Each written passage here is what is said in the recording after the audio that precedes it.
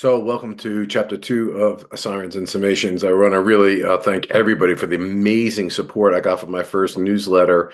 As you guys know, Sirens and Summations has been a pet project of mine. It's really gone on for many decades, having lectured to tens of thousands of people on practices of joyfulness and living a resilient life and about mindset.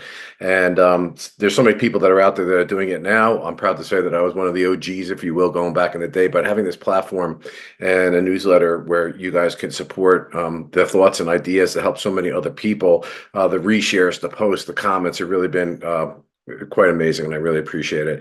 So I basically explained in the first newsletter what Sirens and Summation is about, and I kind of want to get into those experiences as an EMT. Actually, somebody really loved the shirt today. I was at the gym and like, I'll be there for you. Little friends dynamic there. And that kind of has a lot to do with what the Sirens and Summations is all about. So it's basically experiences that I've learned, kind of unique experiences, at least some people feel they are, from being an EMT and seeing people under those circumstances and being a trial lawyer.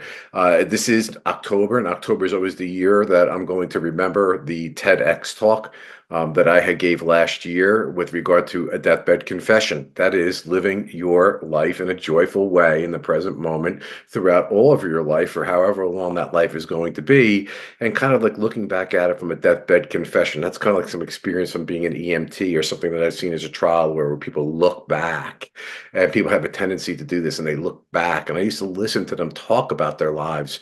Some were really empowering and resiliency and talking about everything they did and how meaningful their life was, and others had not so many great things to say about how their life went.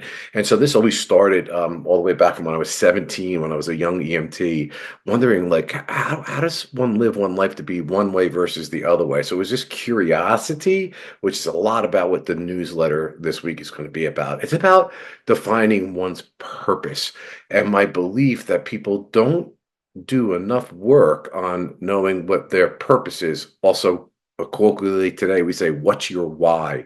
So this newsletter is about what's your why. It can be both a simple thing and a really complex thing at the same time. My path as to what's my why, and when I look back on it, clearly was developmental, like, like all things are. So if you're not there and you don't know what your why is, it's okay. If you're older in life and you don't know what your why is, it's okay too, because there's always an opportunity in the present moment to figure out what your why is. All it takes is that one word, curiosity. And in that deathbed confession, when I talked in the TEDx talk, was about when you can look back, if you have an opportunity to say that my life was meaningful and valuable. When I was a prosecutor, I used to say to my assistant prosecutors, you're not going to be looking back and saying how many years did I put bad people in jail, or people that did bad things, I should say.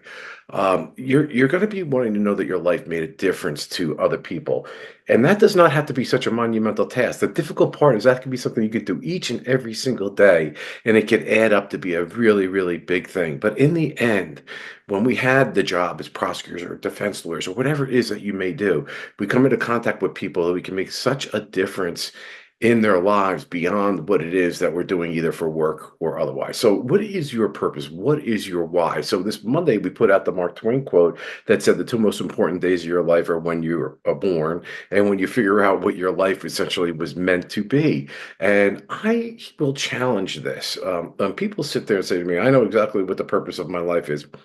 Yeah, okay, good. I can't say that I claim that omnipotence and that capability. But my life's purpose has changed as circumstances change. And I think that the world is chaotic and unpredictable. And I think that if you have a core, you can envision what to do or navigate what to do as the world around you is spinning in that chaotic fashion. That's the difference between, in my opinion, joyfulness and happiness. Joyfulness can survive all sorts of changes.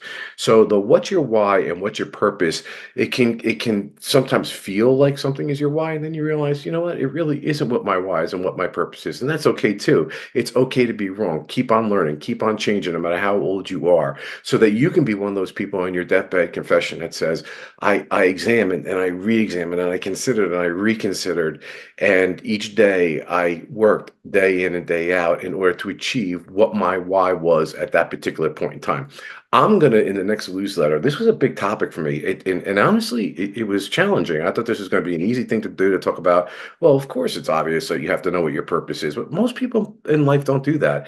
Whatever that quote was, or whoever said it, maybe Voltaire. I'm not really sure. An unexamined life isn't worth living. There's a lot of wisdom in this quote. Okay, there's a lot of wisdom in this concept, and so I really started drilling down to what I instances in my life that I thought I knew my purpose, and I was pursuing things that turned out were transitory, were able to be taken away by other people, were able to be controlled by other people, as opposed to those lessons that I learned that made what I believe my purpose is from a core level from which all other things that change around me can still operate. And interestingly enough, it was from combining something that a priest said to me when I was in college, Father Walter Heath, and a question that former Governor Jim McGreevey asked me 23 or so years later that got me to this space. So I can't wait to tell you those stories. Again, I thank you and I appreciate. And listen, please comment. Let me know. I mean, you know,